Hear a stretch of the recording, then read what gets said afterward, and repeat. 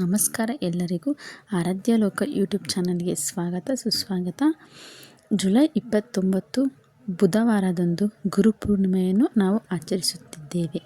ಇಂದು ಗುರುಪೂರ್ಣಿಮೆಯಂದು ಈ ಸರಳ ಉಪಾಯ ಕೈಗೊಂಡರೆ ನಿಮ್ಮ ಜಾತಕದಲ್ಲಿ ಗುರುಬಲ ವರ್ಷಪೂರ್ತಿ ಸಿಗುತ್ತೆ. ಸಾಕ್ಷಾತ್ ಆ ಮಹಾಲಕ್ಷ್ಮಿ ತಾಯಿಯ ಅನುಗ್ರಹ ನಿಮ್ಮ ಮನೆಗೆ ಅನುಗ್ರಹಿಸುತ್ತಾಳೆ. ಈ ತಿಂಗಳು ಜುಲೈ 29 ಬುಧವಾರದಂದು ಗುರುಪೂರ್ಣಿಮೆಯನ್ನು ನಾವು ಆಚರಿಸುತ್ತಿದ್ದೇವೆ.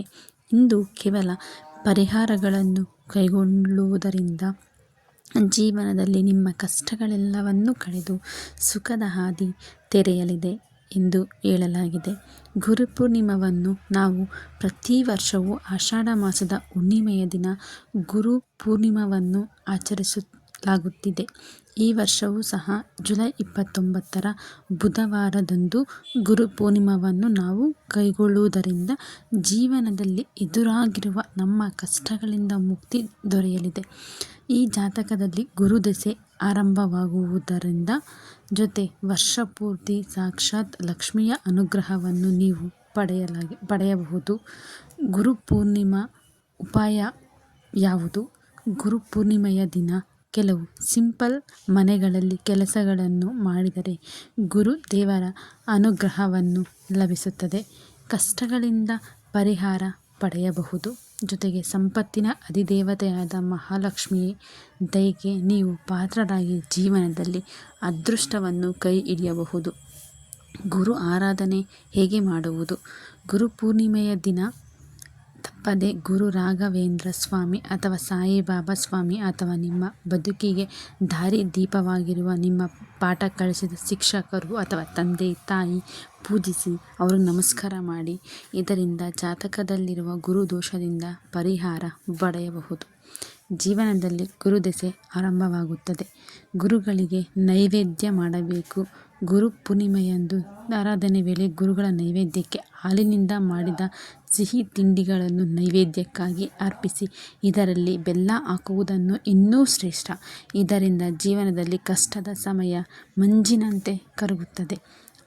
ಸಾಕ್ಷಾತ್ ಲಕ್ಷ್ಮಿಯ ಅನುಗ್ರಹಕ್ಕೆ ನೀವು ಪಾತ್ರರಾಗುವಿರಿ. ಮಂತ್ರ ಪಠನೆ ಮಾಡುವುದು. ಈ ದಿನ ಗುರು ದತ್ತಾತ್ರೇಯ ಮಂದಿರಕ್ಕೆ ಭೇಟಿ ನೀಡಿ ಅಥವಾ ಸಾಯಿಬಾಬಾ ದೇವಸ್ಥಾನ ಅಥವಾ ರಾಯರ ಮಠ ಯಾವ ದೇವಸ್ಥಾನಕ್ಕಾದರೂ ನೀವು ಹೋಗಿ ದೇವರಿಗೆ ನಮಸ್ಕರಣೆ ಮಾಡಿ ಅಥವಾ ಪ್ರದಕ್ಷಿಣೆ ಮಾಡಿ. ಈ ರಾಘವೇಂದ್ರ ಸ್ವಾಮಿ ದೇವಸ್ಥಾನಕ್ಕಾದರೆ ಪೂಜ್ಯಾಯ ರಾಘವೇಂದ್ರಾಯ ಸತ್ಯಧರ್ಮ ರಥಾಯ ಚ ಭಜತಾಂ ಕಲ್ಪವೃಕ್ಷಾಯ ನಮತಾಂ ಕಾಮಧೇನುವೆ ಎಂಬ ಮಂತ್ರವನ್ನು 11 ಬಾರಿ ಪಠನೆ ಮಾಡಬೇಕಾಗುತ್ತೆ. ಅಥವಾ ನೀವು ದತ್ತಾತ್ರೇಯ ದೇವಸ್ಥಾನಕ್ಕೆ ಹೋದರೆ ಓಂ ಶ್ರೀ ಗುರುದೇವ ದತ್ತ ಎಂಬ ಮಂತ್ರವನ್ನು 11 ಬಾರಿ ಪಠನೆ ಮಾಡಿ. ಇದರಿಂದ ಜಾತಕದಲ್ಲಿ ಯಾವುದೇ ದೋಷವಿದ್ದರೂ ಅದರಿಂದ ಪರಿಹಾರವನ್ನು ಪಡೆಯಬಹುದು. ಗುರುಬಲ ನಿಮಗೆ ದೊರೆಯುತ್ತದೆ. ನಂತರ ಜಾತಕದಲ್ಲಿ ಗುರುಬಲ ಗುರುಪೂರ್ಣಿಮೆಯಂದು ದೇವಸ್ಥಾನಕ್ಕೆ ನೀವು ಹೋದಾಗ ಪುರೋಹಿತರ ಪಾದಗಳಿಗೆ ನಮಸ್ಕರಿಸಿ, ಇಲ್ಲವೇ ನಿಮ್ಮ ಗುರುಗಳ ಸ್ಥಾನದಲ್ಲಿರುವವರಿಗೆ ನಮಸ್ಕರಿಸಿ 11 ರೂಪಾಯಿ ಅಥವಾ 101 ರೂಪಾಯಿ 1001 ರೂಪಾಯಿ ನಿಮ್ಮ ಕೈಲಿ ಎಷ್ಟಾದರೆ ಅಷ್ಟೇ ಕೊಡಬೇಕು ಅಂತ ಹೇಳಿ ಎಷ್ಟಾದರೆ ಅಷ್ಟು ಕೊಟ್ಟರೆ ಇದರಿಂದ ಹಣವನ್ನು ದಕ್ಷಿಣೆ ರೂಪದಲ್ಲಿ ನೀಡಿದರೆ ಜಾತಕದಲ್ಲಿ ಗುರುಬಲ ಹೆಚ್ಚಾಗುತ್ತದೆ. ಸಾಕ್ಷಾತ್ ಲಕ್ಷ್ಮಿಯ ಅನುಗ್ರಹಕ್ಕೆ ನೀವು ಪಾತ್ರರಾಗುವಿರಿ.